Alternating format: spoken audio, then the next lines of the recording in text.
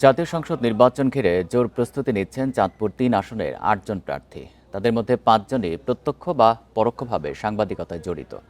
চাঁদপুর সদর ও হাইমচরকে নান্দনিকভাবে গড়ে তোলার প্রতিশ্রুতি তাদের। পদ্মা, মেঘনা, ডাকাতিয়াপাড়ের চাঁদপুর সদর ও হাইমচর উপজেলা নিয়ে গঠিত চাঁদপুর ৩ নির্বাচনী আসন। আসনটি নিজেদের দখলে নিতে নির্বাচনী দৌড়ঝাঁপে ব্যস্ত ৮ প্রার্থী। তবে এবার আসনটি আলোচনার কেন্দ্রে রয়েছে সাংবাদিক প্রার্থীরা। ৮ প্রতিদ্বন্দ্বীর মধ্যে ৫ জন প্রার্থী সাংবাদিক।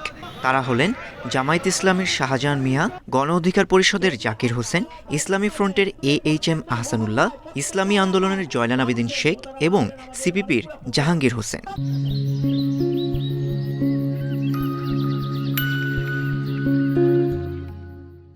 বলছেন, সাংবাদিকতা ও রাজনীতি পরিপূরক, সাংঘর্ষিক নয়। সাংবাদিকতা থেকেই গণ অধিকার পরিষদের রাজনীতিতে আসা। পরবর্তীতে চাঁদপুর ৩ আসন থেকে আমাকে নমিনেশন দিয়েছে। সাংবাদিকতা পেশায় কেউ প্রত্যক্ষ এবং পরোক্ষভাবে জড়িত রয়েছে। একজন এমপি সাহেবের কিন্তু আসলে স্থানীয়ভাবে তেমন কাজ থাকে না। আমরা হয়তো এটাকে করে নিছি। একজন এমপি সাহেব যিনি আইনসভার সদস্য হবেন, তিনি রাষ্ট্রের মৌলিক বিষয় নিয়ে, আইনের বিষয় নিয়ে, বাজেটের বিষয় নিয়ে, দেশের নতুন নতুন পরিকল্পনা নিয়ে তিনি ভাববেন। আসনটিতে বিএনপির পরিসংখ্যান পুরনো হলেও এবার কৌশল পাল্টাচ্ছে জামায়াত। সাংবাদিকতাকে নেশা আর রাজনীতিকে বড় পরিসরে সেবার সুযোগ হিসেবে দেখছে দলটি।